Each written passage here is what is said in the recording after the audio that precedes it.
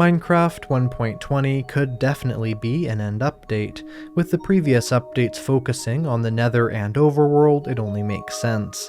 So in this video, I'll show you what a Minecraft 1.20 end update might look like. This is the Better End mod, and this is more or less the closest we'll get to an end update until Mojang officially puts one out. I'll link this mod in the description of the video, and most likely it has more content in it than Mojang's 1.20 end update could have, or potentially a different end update that Mojang might do in the future. Now looking back at the Nether update, we can use that as a likely blueprint for what an end update would look like, adding new biomes, mobs, mechanics, and even structures, and we'll go over how all those things could look inside of the end. Now 1.16 added 4 new biomes to Nether, making it be a total of 5. This mod actually adds a total of 24 new biomes to the end, unlike the current 3 biomes that are in the end, and all 3 of them look exactly the same. Each one of these new biomes has a lot of different content to it, and I'm sure that if Mojang added some new biomes to the end in Minecraft,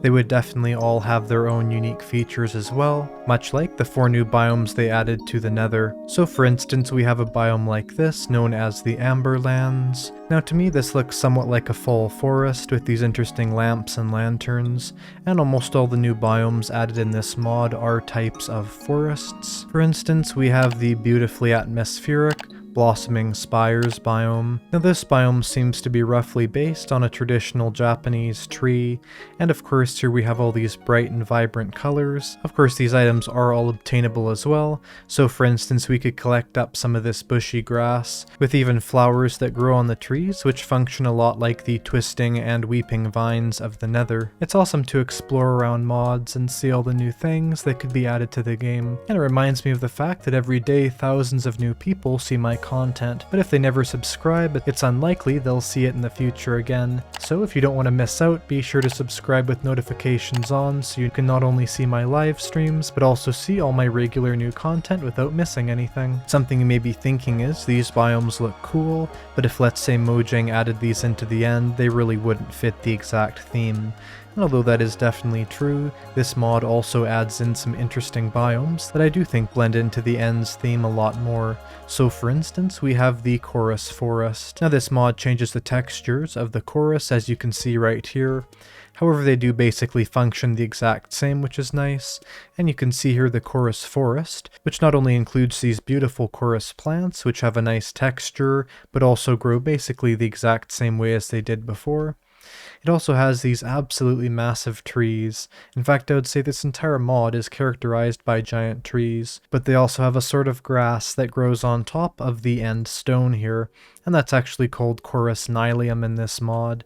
You'll notice something funny though, that's just the retextured version of the fire coral block. If you look at those textures, they're exactly the same, it's just one of them has been turned purple. But Mojang might also decide to add some biomes to the end that have nothing to do with forests, or maybe even something that you would find in real life at all. For instance, right here, these massive crystals, and what's really cool about this is that these are the Aurora crystals in this mod. You'll notice that the colors that go across them is somewhat like the colors you would have in, let's say, grass across biomes, where the color changes depending on where it is in the world, but I think they would definitely be cool to add something like this. Now personally, I think that if Mojang updated the end, they would definitely not have anything in it that related to mushrooms. The reason why is actually fairly simple, and that's the fact the Nether already has 2 mushroom type forests in it, and so having that sort of confusing barrier between what is the Nether and what is the end is definitely not a good idea. But nonetheless, this mod does add some incredibly amazing looking giant mushroom forests, known as the Foggy Mushroom Lands. And one of the most striking parts of this mod, and something that I really do hope Mojang will add into another update, or even really any update, are more types of flowers and plants. The end is a barren and desolate place, so you would assume Mojang would add some barren and desolate biomes to it. Well, this mod adds 2 of those as well. The first one is called the Painted Mountains. Now this, I suppose, is supposed to be somewhat of a end dimension mesa, or maybe an end dimension Badlands, where you have different stripes of certain materials, and as another sort of interesting barren looking biome, they have the Dust Wastelands. To me, this kind of a biome would be perfect for an end update, something that's dry, sandy, and desolate. I feel like although the Minecraft world doesn't always feel super full and vibrant, having a certain biome or a certain place that is massive, expansive, and has little to no resources in it works in perfectly with the end. For me, sometimes as a player, I'll look for a giant desert biome to survive in because I want a challenge, but the reality of it is there's always going to be some forest or acacia biomes on the side of it, and so because of that, I think that if Mojang added some of these sort of more dry or desert-like biomes, that could work well, especially since having a sand variant in the Nether makes a lot of sense, considering the fact that Endstone is sort of like moon rocks, and on the moon in real life there's a massive amount of dust covering it. Here are two more somewhat barren biomes that you can find in this Better End mod. This is the dry shrubland, and more or less it's a dry area with these sort of grass type blocks growing on top of Endstone,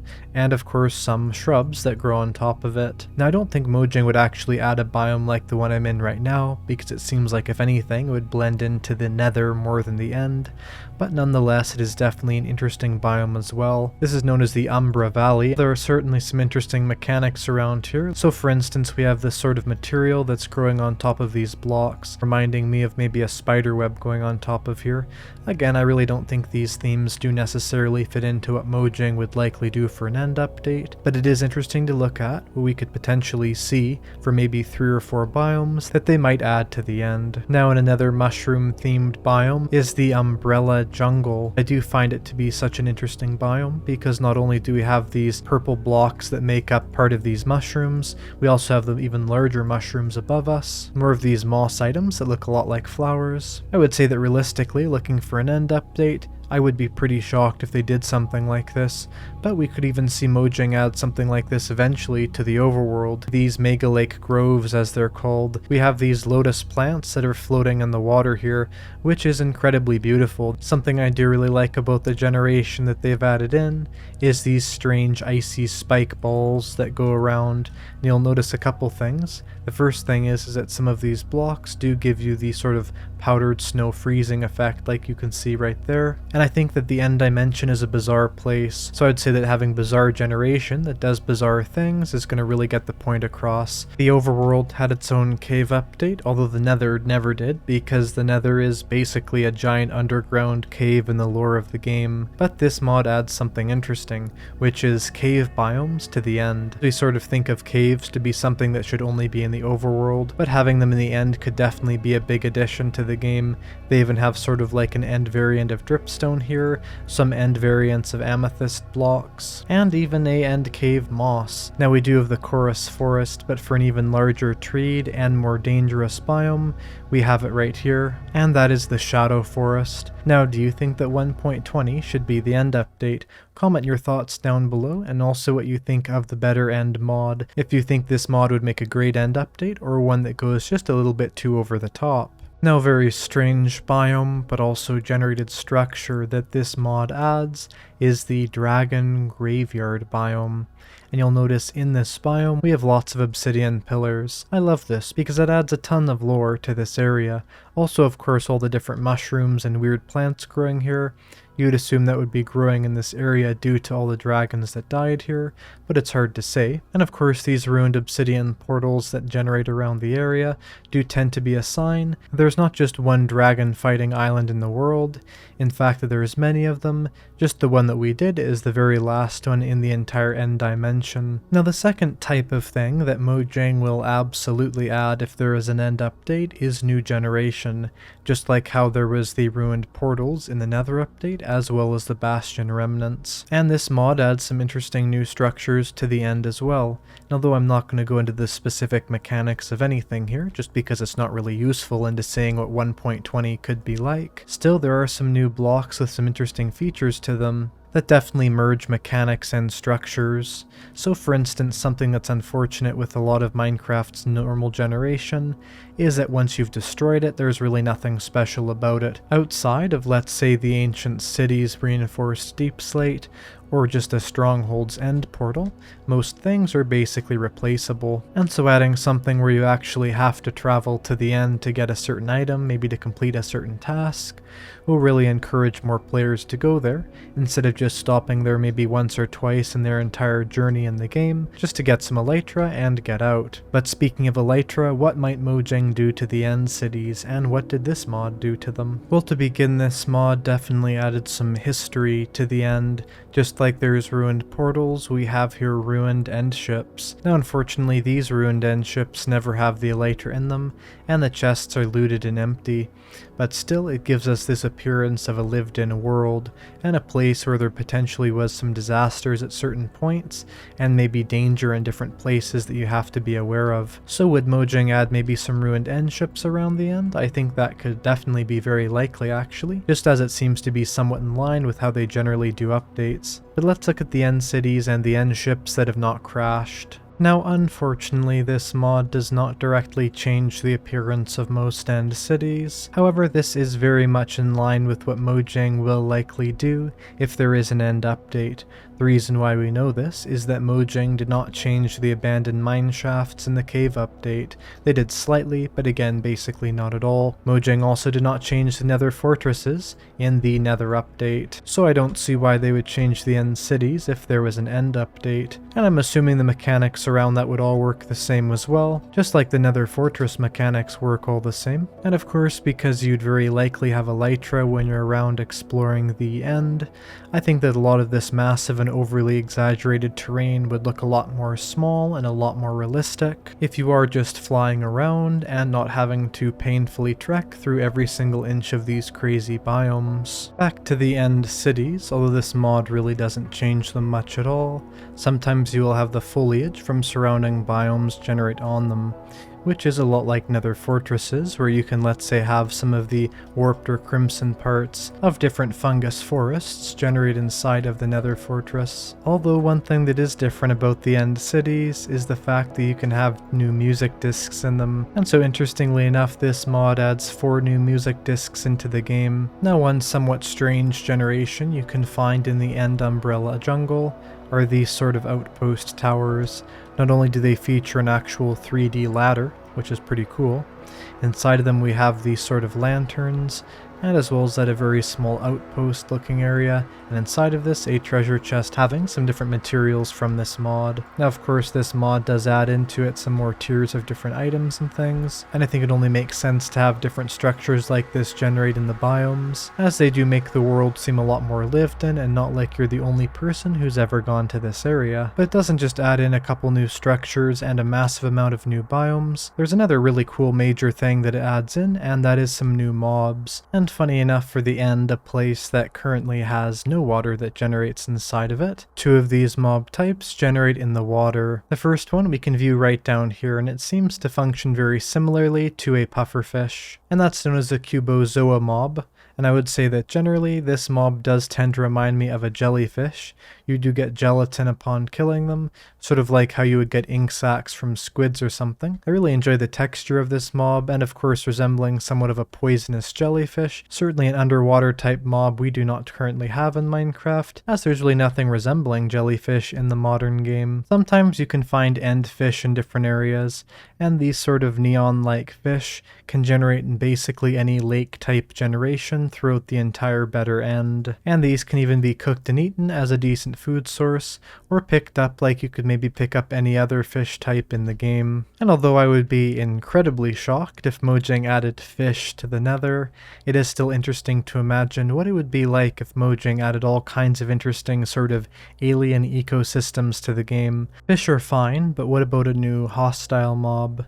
Well, this mod does add in a new hostile mob, and it generates only in one biome, and that is the Shadow Forest.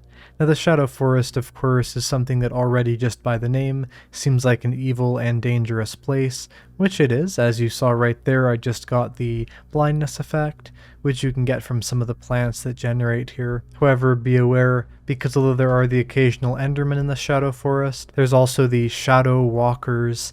Now, the Shadow Walkers are somewhat like an Enderman that is the size of a player, except for a lot of differences in terms of their attack. The first one is these mobs themselves are not that dangerous, as they can knock back fairly easily. They walk very slowly and will only hit you at very close range, but I think the idea would be you assume this place is somewhat safe, so you stay still, unknowing of the mobs that are creeping up on you, but suddenly it's dark, you can't see around you, and you're walking slower than you were before, because you can't actually sprint when you have the blindness effect. Then with a lot of these combined with maybe an aggressive Enderman, it can become quite a deadly situation. So do I think Mojang would add something like this to an end update?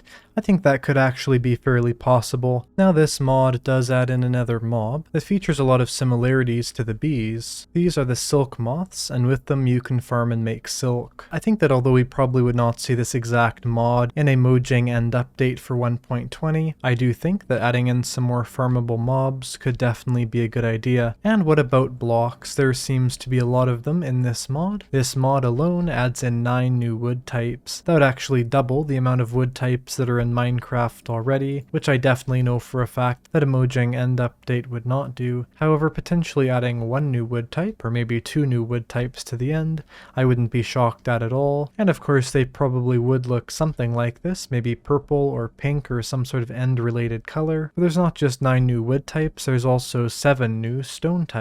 So of course there's the end stone we all know, but there's also more rare other stone varieties, sort of like andesite, diorite, or granite, and those are things like flavolite, and you can see we can turn these into bricks, and they do resemble the standard brick texture.